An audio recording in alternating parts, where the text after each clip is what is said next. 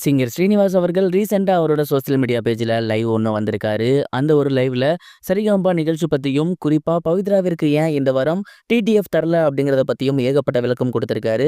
அது என்ன அப்படிங்கிற கம்ப்ளீட் டீட்டெயில தான் இந்த ஒரு வீடியோல நம்ம பார்க்க போறோம்.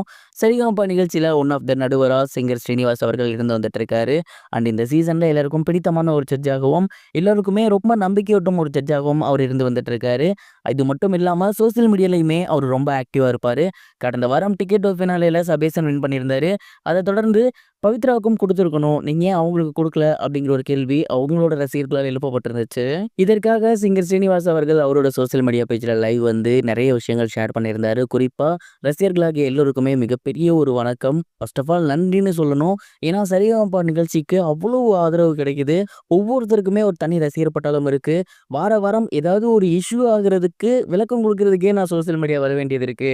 இதெல்லாம் கொஞ்சம் கஷ்டமா இருந்தாலுமே, ஒரு பக்கம் இதெல்லாம் உங்களோட அன்பு. அத பார்க்கும்போது எனக்கு ரொம்ப சந்தோஷமா இருக்கு. எங்களுக்கு குடுக்குற இதே அன்பும், ஆதரவும் என்னைக்கு இருக்கணும் அப்படிங்கிறத கேட்டுக்கிறேன். நெறைய பேரு டிக்கெட் டூ ஃபினாலேவ கடைசி 2 பேர் யாரு வரப்போறா? ஒரு வாரத்துல 2 பேர செலக்ட் பண்ண போறீங்களா? அப்படிங்கிற மாரிலாம் கேட்குறீங்க. அதுக்கான விடை எல்லாமே இன்னும் 1 வாரம் தான் இருக்கு. கண்டிப்பா உங்களுக்கு தெரியும். பவித்ராவோட நெறைய ஃபேன்ஸ் வந்து ஏன் அவங்களுக்கு குடுக்கல? சபேசனுக்கு மட்டும் ஏன்? அப்படிங்கிற மாரி கேட்டீங்க. பவித்ராவும் சரி, சபேசனும் சரி ரொம்ப சூப்பரா பாடியிருக்காங்க. அதாவது இந்த சீசன்ல அவங்களுக்கு இப்ப குடுத்த அடிப்படை எப்படி அப்படின்னா, இதுவரைக்கும் இந்த டிடிஎஃப்ல அவங்க எவ்வளோ கோல்டன் பெர்ஃபார்மன்ஸ் வாங்கியிருக்காங்க? ஜட்ஜஸோட மார்க்ஸ் என்ன? இதன் அடிப்படையில தான் நாங்க குடுத்திருந்தோம். அப்படி பார்க்கும்போது சபேசன் பவித்ரா விட கொஞ்சம் அதிகமாவே பாயிண்ட்ஸ்ல இருந்தாரு. அதனால தான் இந்த முறை அவருக்கு குடுத்திருந்தோம். பவித்ராக்கும் கண்டிப்பா அதற்கான எல்லா கேப்பபிலிட்டியும் இருக்கு. அடுத்த வாரம் அவங்க வாங்கிருவாங்கங்கிற நம்பிக்கை இருக்கு. இனி வரும் காலங்கள் கண்டிப்பா சரிகமபா ரொம்பவே த்ரில்லிங்கா போகும். மறக்காம பாருங்க அப்படிங்கிற மாரி சோசியல் மீடியால பேசியிருந்தாரு. அவர் பேசியிருந்த அந்த ஒரு வீடியோ இப்ப சோசியல் மீடியால பயங்கர வைரலா போய்க்கிட்டு இருக்கு.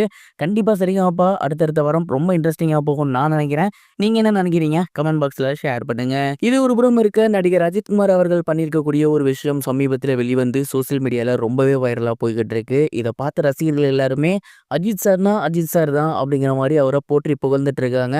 என்னப்பா சொல்ல வர? தெளிவா சொல்லு அப்படின்னு கேட்டீங்கன்னா, அஜித் சார் அவரோட வீட்ல வேலை செய்யக்கூடிய நபர்கள் எல்லோருக்குமே 1500 ஸ்கொயர் ஃபீட்ல சூப்பரான வீடு ஒண்ணு கட்டி குடுத்துருக்காமாம்.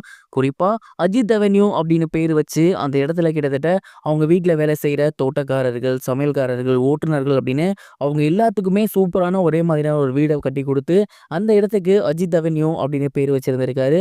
அண்ட் இந்த ஒரு விஷயம் தான் சமீபத்தில வெளியாகி ரொம்பவே வைரலா போகுது. நெறைய பேர் அவங்க வீட்ல வேலை செய்றவங்களுக்கு காசு குடுப்பாங்க. பட் அவங்க எல்லாருக்கும் ஒரு நல்ல வீடு இருக்கணும், நல்ல படிப்பு இருக்கணும் அப்படின்னு அஜித் சார் பண்ணியிருக்கிறது அப்படிங்கிறது உண்மையிலேயே மிகப்பெரிய விஷயம் அப்படின்னு தான் நான் நினைக்கிறேன். நீங்க இத பத்தி என்ன நினைக்கிறீங்க? மறக்காம கமெண்ட் பாக்ஸ்ல ஷேர் பண்ணுங்க.